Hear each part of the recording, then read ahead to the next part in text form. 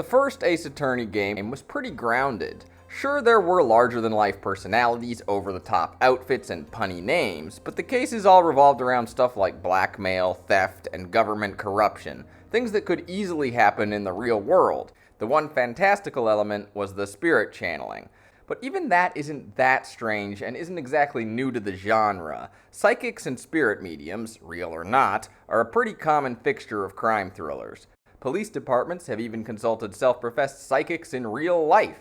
So it's not radically unique for the genre. Most psychics in both real life and shows, aside from the spiritual shenanigans, are basically normal people living in normal communities. And if you only played the first game, you'd probably assume that was the case with Maya and her mother.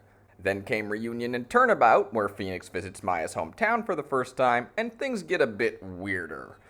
Welcome to Kurain Village, a small isolated mountain town that, aside from a few modern conveniences, looks like it's straight out of feudal Japan. Now this would hit a little different depending on whether you were playing the original Japanese version, which is set in Japan, or the Western localized version, which is set in California. So in the Japanese game, it's kinda weird, while in the Western localized game, it's really weird. A lot of people would say that this is when the game's American setting started breaking their suspension of disbelief.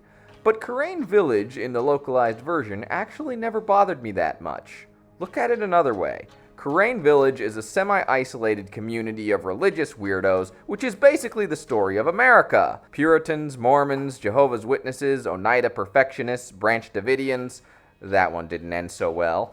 And of course the Amish still live fairly isolated from the rest of society. And that's just a small sampling. The only thing that makes Kurain Village different is that it's a religious community originating from East Asia, which would be less likely, but not impossible, especially since Ace Attorney California is actually an alternate history version where the Japanese Exclusion Act never passed. It's actually a pretty fascinating concept, even if it did arise mostly by accident. So yeah, Kurain Village and Hazakura Temple in the third game never bothered me in the localization. In fact, I kinda love the idea. Now Dual Destinies, that's the real breaking point for my suspension of disbelief. But this video isn't about that. So those are my feelings about the setting. What about the plot? It starts with a very grumpy man coming into Phoenix's law office who's looking to hire Maya.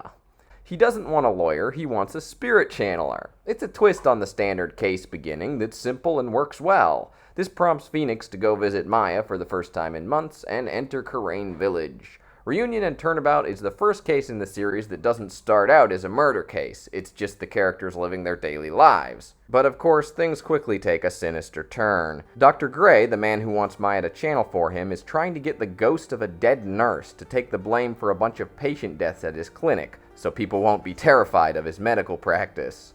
Maya is all for helping out the doctor, as is her Aunt Morgan, a stern woman who serves as something of an authority figure for the village, although she can't be the spiritual leader because she lacks channeling ability. However, shortly before the channeling begins, Dr. Gray reveals to Phoenix that he's a bit unhinged. Shocking for someone who wants to summon a ghost to sign a confession to save his business, I know. Gray has a gun and plans to threaten the ghost of the dead nurse in Maya's body if she doesn't sign his confession. Well, I can't see any flaw in that logic. Not too surprisingly, something goes wrong and the channeling ends with a dead doctor, apparently killed by Maya while she was possessed by the nurse. Thus, Phoenix must set out to prove Maya's innocence, again. This time while investigating a world of spirits and the occult, and enlisting the help of Maya's 8-year-old cousin. Yes, this case features a new assistant character. Pearl is the first assistant character with a drastically different personality than Maya. Despite being younger, Pearl actually takes things much more seriously than Maya, although she still provides lots of comic relief, mostly through misunderstandings caused by her young age. Pearl provides a different character dynamic with Phoenix and other characters that's a nice change of pace. She also gives Phoenix someone to work with while Maya's not around, which will become important again later in the game. As I mentioned in the previous video, Shu Takumi decided not to use Edgeworth as the main prosecutor again because he didn't want the character to lose too much. So this case introduces the new main prosecutor for the game, Manfred von Karma's daughter, Franziska. Franziska's role in this case is very similar to Edgeworth's in most cases in the previous game. which isn't too surprising considering that the case was originally written with Edgeworth as the prosecutor. The main difference is that while Franziska is a competent and tricky prosecutor like Edgeworth, her behavior is more immature and, well, ridiculous. She brings a whip into the courtroom, uses it on people, and calls everyone foolish fools like a 1940s comic book villain. And that's not a bad thing. She's funny in a different way from the more grounded Edgeworth. Some people have complained that Franziska doesn't have much of an arc in this game, unlike Edgeworth in the first game. Which is true, but considering the time crunch, there really wasn't any time to give her one.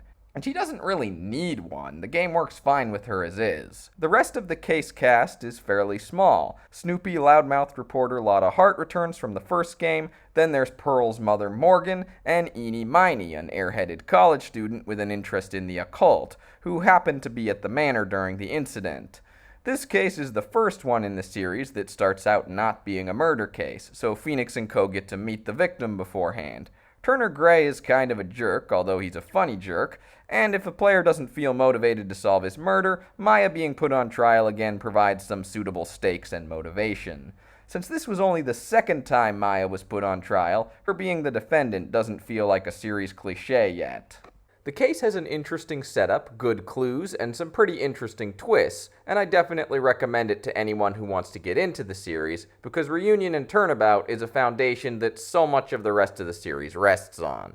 Without this case, there would be no Fey clan, there would be no bridge to the Turnabout, there would be no Kurain. 2 entire games built their main storylines on the backstory established here. And yet, Reunion and Turnabout is a case that I often think of as more important than good. I mean, it is good, don't get me wrong, it's not a bad case, but I haven't seen it in any top 10 favorite cases lists, and it probably wouldn't be in mine either. Why is that? I think there are a couple of things holding this case back from greatness. As I said before, there isn't a very big cast of characters, and the characters we do get, aside from the main villain once she's revealed, don't get a lot of development or depth. Franziska is very straightforward, Morgan isn't very open about her thoughts or feelings, Lotta is chatty but is a completely static character, exactly the same as she was in many other cases she's appeared in, and Eenie is just like Eenie, you know? The new locations in Kurain Village are also kind of bare bones.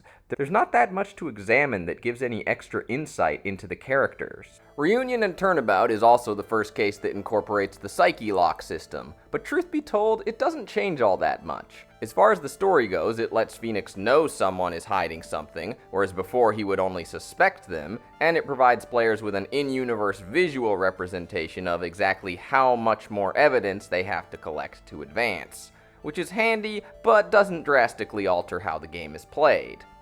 I do have a little more to say about this case, but it involves spoilers, so if for some reason you're watching my retrospective and haven't played or watched a Let's Play of the series and you don't want it spoiled, I'll just end things by saying that this is a case that's good on world building, but a bit light on characters, and you should definitely check it out, if only so that you can properly appreciate later developments in the series. And you should stop the video now. Okay, so let's talk about Morgan Fey.